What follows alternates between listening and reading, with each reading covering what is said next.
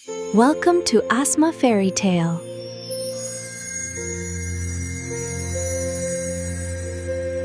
अगर आप अपने नाम की वीडियो चाहते हैं तो अपना नाम कमेंट करें। अगली वीडियो आपके नाम की होगी। बहुत पुराने वक्त की बात है। एक हरा भरा और खुशहाल गांव था जो बिल्कुल समंदर के किनारे आबाद था। वहां का समंदर आम नहीं था, उसका पानी आसमान से भी ज्यादा नीला और शफ्फाफ था।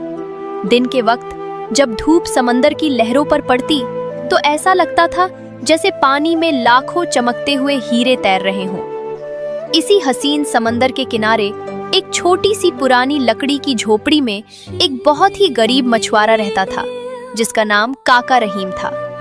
काका रहीम बहुत मेहनती और नेक इंसान था। उसकी 2 बेटियां थीं। बड़ी बेटी का नाम सुम्बुल था और छोटी बेटी का नाम सारा था। सुम्बुल शक्ल सूरत से ठीक थी, लेकिन उसका दिल हर वक्त शिकायतों से भरा रहता था। उसे अपनी गरीबी और इस समंदर से बहुत चिढ़ थी। वो सारा दिन झोपड़ी में आराम करती और सपने देखती कि काश वो किसी महल की शहजादी होती और कीमती लिबास पहनती। दूसरी तरफ छोटी बेटी सारा किसी कीमती खजाने जैसी थी। सारा की खूबसूरती ऐसी थी कि देखने वाले अपनी पलकें झपकना भूल जाएं। उसका रंग बिल्कुल दूध जैसा सफेद और बेदाग था। बाल समंदर की लहरों जैसे लंबे और सुनहरे थे और आंखें गहरी नीली थी, जैसे उसने समंदर की सारी गहराई अपनी आंखों में समेट ली हो। लेकिन सारा की असल खूबसूरती उसके साफ दिल में थी। सारा कभी अपनी गरीबी पर नहीं रोती थी। वो सुबह धूप निकलते ही अपने बाप के साथ समंदर पर जाती, टूटे हुए जाल ठीक करती और समंदर के किनारे से खूबसूरत सीपियां जमा करती। सारा को समंदर से एक अजीब सा लगाव था, जैसे वो पानी की लहरों की आवाज समझती हो। उन्हीं दिनों गांव के पास की अजीम रियासत का शहजादा अजीम भेस बदलकर इन इलाकों का दौरा कर रहा था। शहजादा अजीम बेहद हसीन, ऊंचे कद और रोबदार शख्सियत का मालिक था। उसके सर पर महल की जिम्मेदारियों का बोझ था, इसलिए वो कभी कभी सुकून की तलाश में आम शिकारी के कपड़े पहनकर समंदर के किनारे अपने घोड़े पर निकल आता था। एक दोपहर धूप अपनी पूरी चमक पर थी। शहजादा अजीम एक ऊंची चट्टान पर अपने घोड़े पर बैठा समंदर की लहरों को देख रहा था। अचानक हवा में एक बेहद मीठी और सुकून देने वाली आवाज गूंजी। कोई गाना गा रहा था। अजीम ने घोड़े से उतरकर चट्टान से नीचे देखा। वहां नीचे सफेद रेत पर धूप की रोशनी में सारा बैठी खराब जाल ठीक कर रही थी और साथ साथ गुनगुना रही थी। अजीम की आंखें सारा पर ठहर गईं। उसने जिंदगी में ऐसी सादगी और ऐसी कातिलाना खूबसूरती कभी किसी महल की शहजादी में नहीं देखी थी। सारा के सुनहरे बाल हवा में उड़ रहे थे और धूप उसके चेहरे पर एक जादुई नूर पैदा कर रही थी। अजीम का दिल जोर से धड़कने लगा। ये हसीन लड़की कौन है? इसकी आवाज में इतना जादू क्यों है? अजीम ने दिल में सोचा। वो चुपके से वहीं खड़ा रहा, उसे देखता रहा, लेकिन उसने अपना आप जाहिर नहीं किया। उसके दिल में एक अजीब सा सस्पेंस और कशिश पैदा हो गई थी। अगले दिन दोपहर का वक्त था। सूरज आसमान के बिल्कुल बीचों बीच था और गर्मी थोड़ी ज्यादा थी।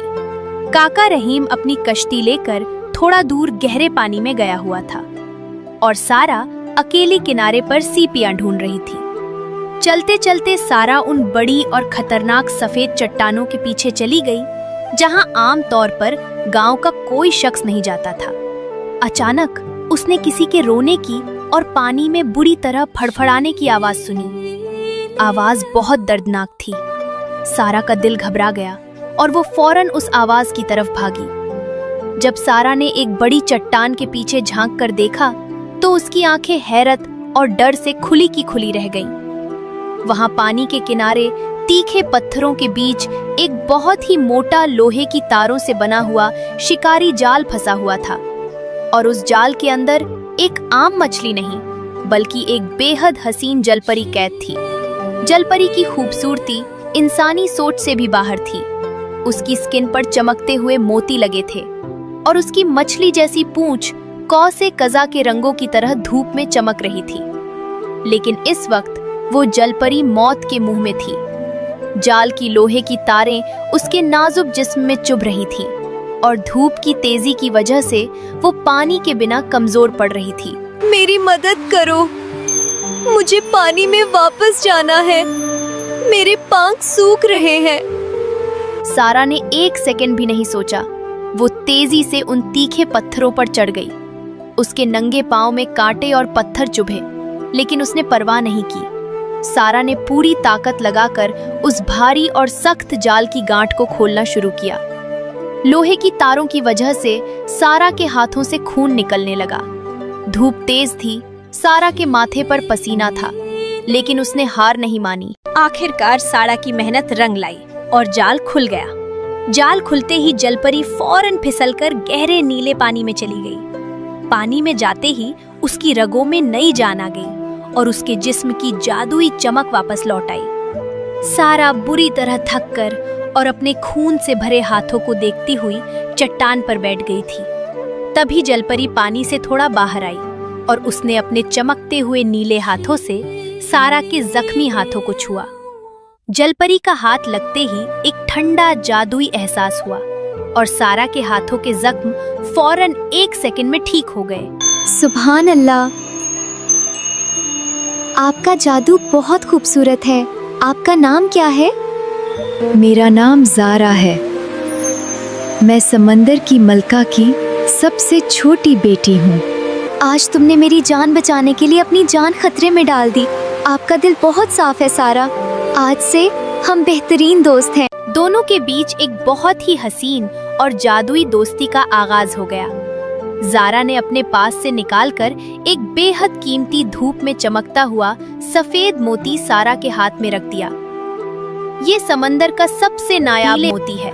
ये सिर्फ सच्ची मोहब्बत और दोस्ती की निशानी है। लेकिन सस्पेंस यहाँ शुरू होता है।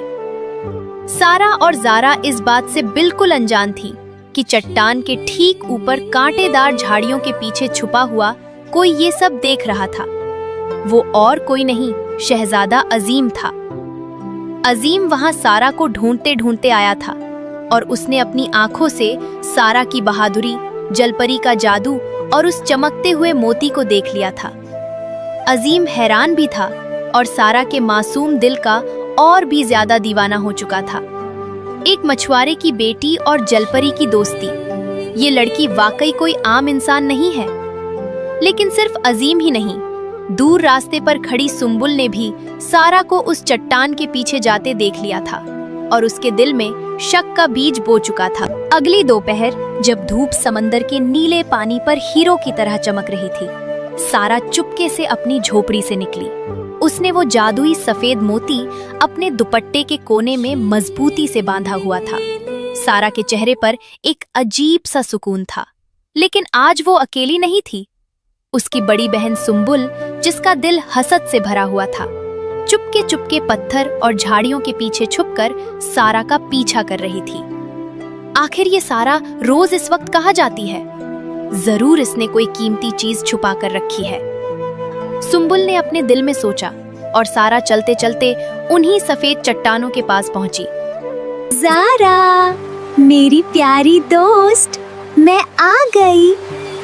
ज़ारा, ज़ारा। पानी में एक हसीन हलचल हुई और जलपरी ज़ारा पानी से बाहर आई। उसकी कौ से कज़ा जैसी चमकती पूंछ और धूप में चमकते बाल देखकर दूर छुपी हुई सुम्बुल की आंखें फटी की फटी रह गईं। सुम्बुल ने देखा कि सारा और वो जलपरी पानी के किनारे बैठकर बातें कर रही हैं। तभी सारा ने अपना दुपट्टा खोला और उसमें से वो जादुई सफेद मोती निकालकर ज़ारा को दिखाया। धूप की किरण जब उस मोती पर पड़ी तो उसमें से एक इतनी हसीन और तेज रोशनी निकली कि सुम्बुल की आंखें चौंधिया गईं। इतना बड़ा और कीमती मोती ये किसी बादशाह के खजाने में भी नहीं मिलेगा। अगर ये मोती मेरे पास आ जाए तो मैं इस गरीब झोपड़ी से हमेशा के लिए निकल लाऊंगी। मैं इसे बेचकर शहर में एक हसीन महल खरीदूंगी। सुम्बुल ने तय कर लिया कि वो किसी न किसी तरह वो मोती हासिल करके रहेगी। रात का वक्त था। काका रहीम और सारा थक कर गहरी नींद सो रहे थे और झोपड़ी में बिल्कुल अंधेरा था। सुम्बुल दबे पांव उठी क्योंकि वो जानती थी कि सारा ने वो मोती अपने तकिए के नीचे छुपाया है। सुंबुल ने बहुत आहिस्ता से अपना हाथ सारा के तकिए के नीचे डाला और वो जादुई सफेद मोती निकाल लिया। मोती हाथ में आते ही सुंबुल के चेहरे पर एक शैतानी और लालची मुस्कुराहट आ गई।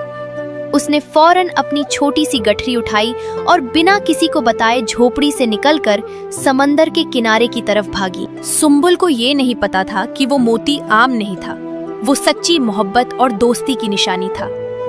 उसका जादू सिर्फ साफ दिल वालों के लिए था। जैसे ही सुबह की पहली किरण निकली और सुंबुल समंदर के किनारे पहुंची, एक अजीब और खौफनाक वाकया हुआ। सुंबुल के लालची हाथों में आते ही वो सफेद मोती अचानक काला पड़ने लगा और उसकी रोशनी बिल्कुल खत्म हो गई। मोती के काला पड़ते ही हमेशा शांत और चमकता हुआ नीला समंदर अचानक गुस्से में आ गया। दिन का उजाला होने के बावजूद आसमान पर तेजी से काले बादल छा गए। समंदर में ऊंची और खतरनाक लहरें उठने लगीं और पानी का रंग गहरा काला हो गया। सुंबुल डर के मारे पीछे हटी। तभी समंदर की एक बहुत ऊंची लहर उठी और उसके सामने आकर रुकी। उस लहर के ऊपर जलपरी ज़ारा गुस्से में खड़ी थी, जिसकी आवाज अब बहुत गरजदार और खतरनाक हो चुकी थी। तुमने मेरे दोस्त का मोती चुरा लिया है। तुम्हारा दिल लालच और हसद से भरा हुआ है। समंदर उन्हें कभी माफ नहीं करता जो सच्ची दोस्ती में धोखा देते हैं। सारा ने अपना जादुई हाथ आगे बढ़ाया और सुंबुल डर के मारे चीख मारी। उसके कांपते हुए हाथों से वो काला मोती छूटकर समंदर के कम गहरे पानी में गिर गया। लहरें सुंबुल की तरफ बढ़ने लगी और वो डर से रेत पर गिर पड़ी। दूसरी तरफ झोपड़ी में शोर सुनकर सारा की आंख खुल गई। तकिए के नीचे मोती ना पाकर और बाहर तूफान की आवाज सुनकर सारा नंगे पांव भागती हुई समंदर की तरफ आई। वहां का मंजर देखकर सारा के होश उड़ गए। उसकी बहन सुंबुल समंदर के किनारे डर से सिमटी हुई बैठी थी। रुको रुको, मेरी बहन को कुछ मत कहना। सारा रोते हुए तेज हवा और पानी को चीरते हुए आगे बढ़ी, लेकिन उसी वक्त चट्टान के ऊपर से किसी घोड़े के तेजी से दौड़ने की आवाज आई। वो शहजादा अजीम था। अजीम ने जैसे ही तूफान देखा, वो अपनी जान की परवाह किए बिना अपना घोड़ा तेजी से नीचे समंदर के किनारे की तरफ ले आया। शहजादा अजीम घोड़े से छलांग लगाकर उतरा और भागता हुआ सारा के बिल्कुल सामने आकर खड़ा हो गया। उसने अपनी चमकती हुई तलवार निकाल ली थी, जैसे वो किसी भी तूफान से लड़ने के लिए तैयार हो। रुक जाओ, कोई भी इस मासूम लड़की और उसकी बहन को नुकसान नहीं पहुंचाएगा। सारा हैरत से उस खूबसूरत और बहादुर नौजवान को देख रही थी, जो उसके और तूफान के बीच एक ढाल बनकर खड़ा था। तुम कौन हो? अजीम ने मुड़कर सारा की नीली आंखों में देखा। मैं इस रियासत का शहजादा अजीम हूँ सारा। मैं पिछले 2 दिन से तुम्हें देख रहा हूँ। तुम्हारा साफ दिल और बहादुरी देखकर मैं अपना दिल हार चुका हूँ। मैं तुम्हें कुछ नहीं होने दूंगा।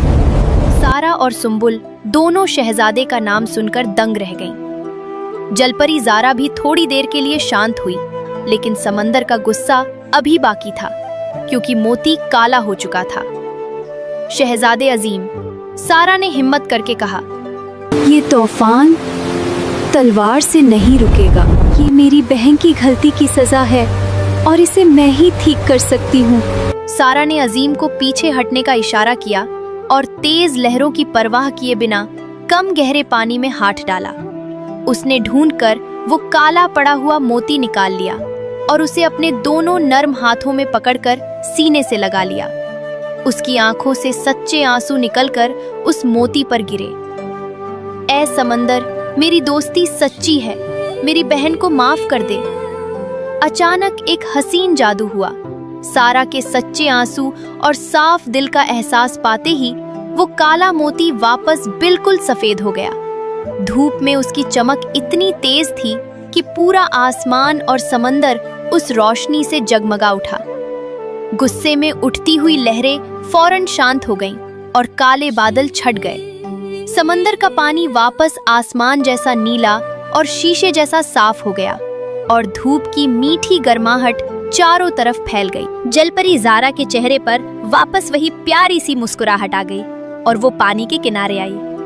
सुम्बुल, जो अभी तक डर से रो रही थी, उठकर सारा के कदमों में गिर गई। मुझे माफ कर दे सारा, मैं हमेशा तुझसे जलती थी और मुझे अपनी गलती का एहसास है। सारा ने मुस्कुराकर अपनी बहन को उठाया और उसके गले लग गई। काका रहीम भी ढूंढते ढूंढते वहां पहुंच गए थे और शहजादे अजीम को वहां देखकर हैरत से झुक गए। सारा, आपने साबित कर दिया है कि आपका दिल समंदर से भी गहरा और पाकीज़ा है। तुम्हारी मोहब्बत सच्ची है। ज़ारा ने अपना हाथ हवा में लहराकर जादू किया और पानी में डुबकी लगाकर हमेशा के लिए समंदर की गहराइयों में चली गई। सारा के हाथ में पकड़ा हुआ वो सफेद मोती हवा में उड़ा और सीधा उनकी पुरानी टूटी हुई झोपड़ी के ऊपर जाकर फट गया। एक खूबसूरत नीली और सुनहरी रोशनी की बारिश हुई और जब रोशनी छटी तो सबकी आंखें हैरत से खुली रह गईं। वहां अब कोई टूटी हुई झोपड़ी नहीं थी। उसकी जगह सफेद मरमर और नीले शीशे से बना हुआ एक अजीम समंदरी महल खड़ा था। शहजादा अजीम मुस्कुराता हुआ आगे बढ़ा और काका रहीम के आगे अदब से सर झुकाया। अंकल रहीम, आपकी बेटी सारा इस दुनिया का सबसे कीमती खजाना है। मैं इसे अपने महल की मलिका और अपनी जिंदगी की हमसफर बनाना चाहता हूँ। क्या तुम मुझे अपनी बेटी का हाथ दोगे? काका रहीम की आंखों में खुशी के आंसू थे और सारा शर्म से गुलाबी हो रही थी। कुछ ही दिनों बाद उस हसीन समंदर के किनारे एक अजीमो शान शादी का जश्न मनाया गया। सुम्बुल का दिल पूरी तरह बदल चुका था और उसने अपनी बहन को फूलों से सजाया। शहजादा अजीम और सारा ने एक दूसरे का हाथ थामा और महल में हमेशा मोहब्बत और रोशनी कायम रही। सारा अब भी रोज दोपहर को समंदर के किनारे आती और उसे पता था कि उसकी दोस्त ज़ारा गहरे पानी में उसे सुन रही है। ऐसी मजीद खूबसूरत कहानियाँ सुनने के लिए चैनल को सब्सक्राइब करें। अल्लाह हाफिज।